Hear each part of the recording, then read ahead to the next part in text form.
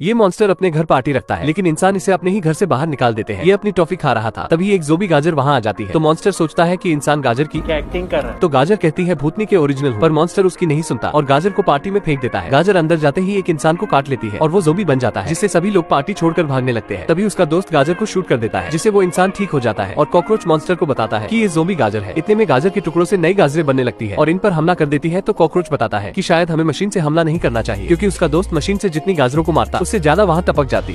गाजर ने इनको घेर लिया था, तो ये सभी घर के अंदर घुस जाते हैं, पर लप्पू मॉन्स्टर दरवाजा भी साथ ले आता है और ज़ोंबी इसके घर में आ जाते हैं। छिपकली दरवाजे को बंद करने जाता है, लेकिन गाजरें उसे ही बाहर फेंक देती है, जिससे वो ज़ोंबी बन जाता है। तो ये घर के खुफिया कमरे में छिप जाते हैं, लेकिन एक गाजर इनके साथ ही वहाँ आ जाती है। तो कॉकरोच देखता है कि उसके दोस्त पर ज़ोंबी का कोई असर नहीं हुआ, क्योंकि उसके पास तो दिमाग ही नहीं है। तो कॉकरोच उसे सभी गाजर खाने को कहता है। तभी गाजर कॉकरोच को भी काट लेती है, तो ये गाजरों को खाने लगता है, पर इसके दोस्त फिर भी ठीक नहीं हुए। तभी इसे एक और गाजर दिखती है जो टॉफी चुरा कर भाग रही थी। उसे खाते ही इसके दोस्त ठीक हो